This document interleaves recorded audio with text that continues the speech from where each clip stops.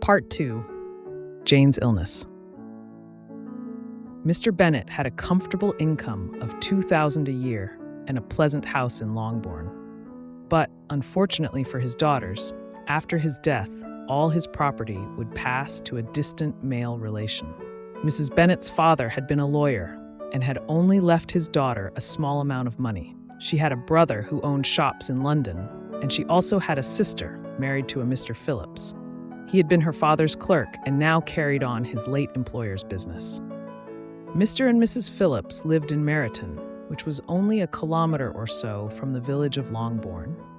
It was a most convenient distance for the Bennet girls, who were usually tempted there 3 or 4 times a week to visit their aunt or a dressmaker who lived opposite. The youngest daughters, Kitty and Lydia, were particularly regular visitors. Their minds were more vacant than their sisters', and if no better entertainment was available, a walk to Meryton always provided some amusement, as well as interesting local news from their aunt. The latest news, which delighted Kitty and Lydia, was that the regiment which had recently arrived in Meryton was to stay there for the whole winter. The 2 girls now visited their aunt every day, and as Mr. Phillips knew all the officers, Kitty and Lydia were soon introduced to them. At home, they could talk of nothing but officers and their handsome uniforms. Even Mr. Bingley's fortune now seemed hardly worth considering. After listening to their praise of the officers one morning, Mr. Bennet said coolly, "From what I can see, you must be 2 of the silliest girls in the country. I've suspected it for some time, but now I'm convinced." Kitty was embarrassed and did not reply, but Lydia, the youngest, continued to express her admiration for a certain Captain Carter with perfect indifference. "I am very surprised, my dear," said Mrs. Bennet, "that you should be so ready to think your own children silly. As it happens, they are all very clever. That is the only point, I think, on which we do not agree. I am afraid I must say that I consider our 2 youngest daughters unusually foolish. My dear Mr. Bennet, you mustn't expect such young girls to have the common sense of their father or mother. I remember when I used to like a red coat myself, and indeed I still do. If a good-looking officer with 5,000 or 6,000 a year wanted to marry one of my girls, I wouldn't turn him down. And I thought Colonel Forster looked very handsome last night at Sir William's in his regimental uniform." Just then, a servant entered with a note for Jane, which had come from Netherfield. Mrs. Bennet's eyes shone with pleasure, and she called out eagerly while her daughter was reading it. "Well, Jane, who is it from? What does he say? Tell us quickly, my love." "It's from Miss Bingley," said Jane. "She invites me to dinner at Netherfield, as she and her sister are alone. It seems her brother and the gentleman are having dinner with the officers in Meryton." "With the officers," cried Lydia. "I wonder why Aunt Phillips didn't tell us that." "Having dinner in Meryton," repeated Mrs. Bennet, shaking her head. "That's very unlucky." "May I take the carriage?" asked Jane. "No, my dear. You'd better ride over there, because it looks likely to rain, and then you'll have to stay the night." "That would be a good plan," said Elizabeth to her mother, "if you were sure they wouldn't offer to send her home in their carriage." "Oh, but they can't. The gentleman must have taken Mr. Bingley's carriage to go to Meryton." "I'd much rather go in the carriage," Jane said. "But, my dear, your father can't spare the horses, I'm sure. They're needed on the farm, aren't they, Mr. Bennet?" Mr. Bennet finally agreed that they were in fact being used that day in the fields. So Jane set out on her horse, while her mother called cheerfully after her, "I do hope it'll rain heavily, my love." And Jane had not been gone for long before it rained hard. Elizabeth was a little worried about her sister, but Mrs. Bennet was delighted. "What a good idea of mine that was," she said more than once, extremely pleased with herself. Not until the next morning, however, did she realize the full extent of her success. After breakfast, a servant from Netherfield arrived with a note from Jane to Elizabeth, explaining that Jane had caught cold on her wet ride and had been invited to stay at Netherfield until she recovered. "Well, my dear," said Mr. Bennet, "if your daughter should become seriously ill and die, it would be a comfort to know that she died in a good cause and in obedience to your orders." "Oh, I'm not afraid of her dying. People don't die of colds. She'll be looked after well at Netherfield. As long as she stays there, everything will be all right." But Elizabeth felt really anxious and was determined to go to her sister. As the carriage was not available and she was not keen on riding, she decided to walk the 5 kilometers to Netherfield. Kitty and Lydia accompanied her as far as Meryton, where they went to visit one of the officers' wives.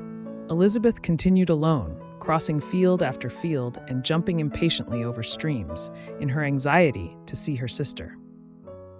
When she arrived at Netherfield with tired feet, muddy stockings, and a face healthily pink with exercise, she was shown straight into the sitting room.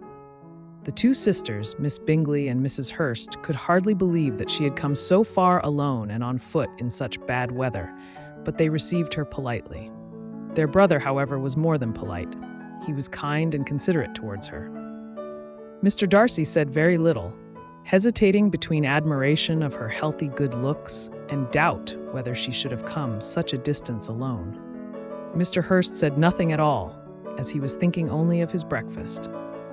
Elizabeth was glad to be taken almost immediately to her sister's room, where she found Jane delighted to see her, but very feverish and unwell. The doctor came, and after examining his patient, advised that she should stay in bed and take some medicine. Elizabeth stayed with her all day, looking after her, and the Bingley sisters also spent some time in the patient's room. However, in the afternoon, when it was time for Elizabeth to leave, Jane seemed so upset that Miss Bingley was obliged to invite Elizabeth to stay at Netherfield for the present, and a servant was sent to Longbourn to inform the Bennet family and bring back some clothes.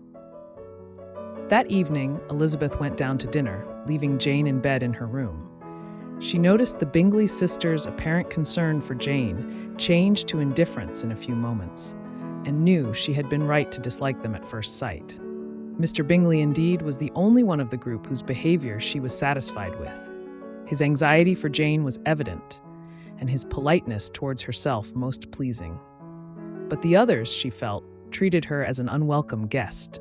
Miss Bingley was concentrating all her attention on Mr. Darcy, and Mrs. Hurst also joined in their conversation, while Mr. Hurst was only interested in eating, drinking, and playing cards.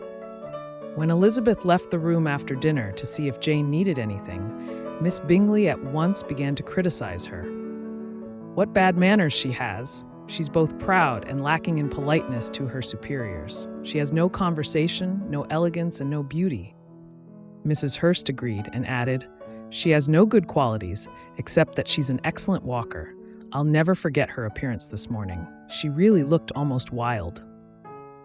"She did indeed, Louisa. How silly of her to come at all. Why must she run around the countryside just because her sister has a cold?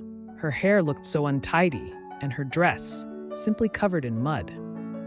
"I must say," said Bingley, "I didn't notice any of that. I thought she looked remarkably attractive when she arrived this morning." "You observed her wild appearance, I'm sure, Mr. Darcy," said Miss Bingley, "and I imagine you wouldn't wish your sister to make such a show of herself." "Certainly not. Walking 4 or 5 kilometers, whatever it was, up to her ankles in mud and alone, quite alone. It seems to me to show a dreadful sort of independence, a country girl's indifference to what is acceptable." "I think it shows a very pleasing affection for her sister," said Bingley. "I'm afraid, Mr. Darcy," whispered Miss Bingley, "that this adventure has rather lessened your admiration of her fine eyes." "Not at all," he replied. "They were brightened by the exercise."